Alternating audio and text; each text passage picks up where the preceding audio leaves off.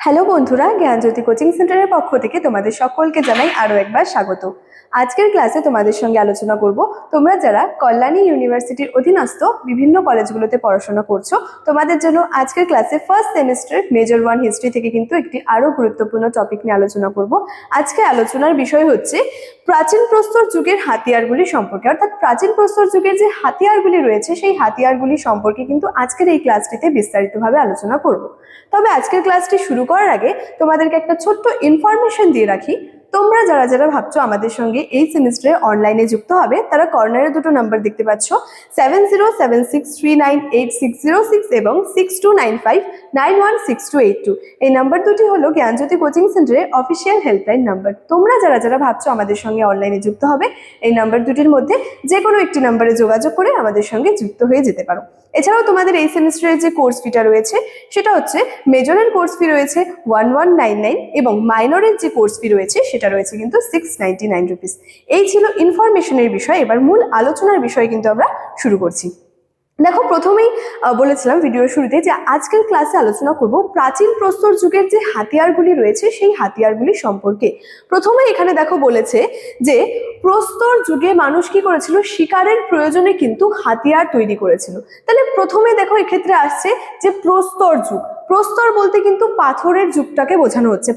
প্রস্তর অর্থাৎ পাথরকে কিন্তু বোঝানো হচ্ছে। তাহলে প্রস্তর যুগ বলতে কোন যুগটাকে বোঝানো হচ্ছে?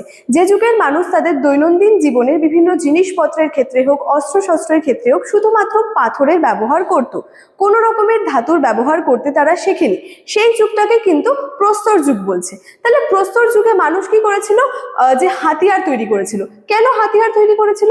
শিকারের প্রয়োজনের কারণে কিন্তু তারা কি করেছিল, বিভিন্ন ধরনের কিন্তু হাতিয়ার তৈরি করেছিল। এছাড়াও বলেছে প্রাচীন প্রস্তর যুগে মানুষ ছিল কিন্তু যে খাদ্য সংগ্রাহক, তাই তাদের কি খাদ্য সংগ্রহের জন্য কিন্তু তাদের প্রয়োজন ছিল হাতিয়ারের। প্রাচীন প্রস্তর যুগের মানুষ ছিল কিন্তু খাদ্য সংগ্রাহক, তাই খাদ্য সংগ্রহের জন্য তাদের কি হাতিয়ারের কিন্তু প্রয়োজন ছিল। এছাড়াও বলা যায় খনন কার্যের ফলে বা খননের মাধ্যমে বা উৎখননের মাধ্যমে কি হতো, যে এই যুগে যে সমস্ত হাতিয়ার বা আয়ুধগুলিকে কিন্তু হাতিয়ার বলা হয় বা হাতিয়ারকে কিন্তু আয়ুধ বলা হয়।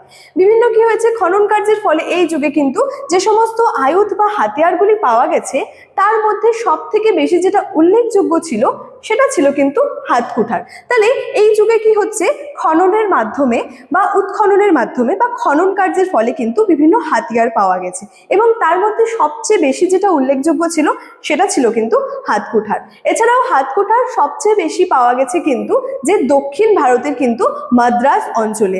এছাড়াও পাঞ্জাবের রাওয়ালপিন্ডির নিকট কিন্তু সোয়ান নদীর যে উপত্যকায় সেখানে পাওয়া যে হাতিয়ারের মধ্যে উল্লেখযোগ্য ছিল কোপানি, এবং এগুলি কিন্তু একমুখী এবং দুমুখীও কিন্তু ছিল। এছাড়াও কি বলা যায়, এই যুগের যে হাতিয়ারগুলি ছিল, অর্থাৎ এই যে প্রাচীন প্রস্তর যুগের যে হাতিয়ারগুলি ছিল, এই হাতিয়ারগুলির ধরন কেমন ধরনের ছিল যদি বলি, সেক্ষেত্রে বলা যায় যে বৃহৎ, ভারী এবং অমসৃণ কিন্তু ছিল। তাহলে প্রাচীন প্রস্তর যুগে যে সমস্ত হাতিয়ার সন্ধান পাওয়া গেছে বা যে সমস্ত হাতিয়ার পাওয়া গেছে সেগুলি কি বৃহৎ ছিল, অর্থাৎ অনেকটা বড় ধরনের ছিল, ভারী ছিল এবং অমসৃণ ছিল। যে প্রাচীন প্রস্তর যুগের যে হাতিয়ারগুলি ছিল সেগুলি কিন্তু অমসৃণ ছিল, অর্থাৎ প্রাচীন প্রস্তর যুগের হাতিয়ারের ক্ষেত্রে কিন্তু কোনো রকমের মসৃণতা কিন্তু দেখা যায়নি। এছাড়াও বলা যায় পাঞ্জাব, রাজপুতানা, গুজরাট, কর্ণাটক, মহীশূর, মাদ্রাজ প্রভৃতি স্থানের বা হাতিয়ার বা আয়ুধগুলি কিন্তু পাওয়া গেছে। তাহলে প্রাচীন প্রস্তর যুগের মানুষের যে সমস্ত হাতিয়ারগুলি ব্যবহার করতো সেগুলি কিন্তু বিভিন্ন স্থানে কিন্তু সেই হাতিয়ারগুলি কিন্তু পাওয়া গেছে। এবং এই যুগের হাতিয়ারগুলির মধ্যে সব থেকে বেশি উল্লেখযোগ্য কোন হাতিয়ার ছিল বললাম, হাতকুঠার। এছাড়াও বলা যায় যে এই যুগের হাতিয়ারগুলি ছিল অনেকটা বড় ধরনের, অনেকটা ভারী ছিল এবং অনেকটা কিন্তু অমসৃণ ছিল। তাহলে দেখো, প্রাচীন প্রস্তর যুগের যে হাতিয়ারগুলি ছিল সেই হাতিয়ারগুলি নিয়ে কিন্তু আলোচনা আমার এতটাই ছিল। দেখা হচ্ছে পরবর্তী ক্লাসে একটি নতুন টপিকের সাথে। তোমরা সকলেই ভালো থেকো, সুস্থ থেকো। Thank you so much. Thanks for watching.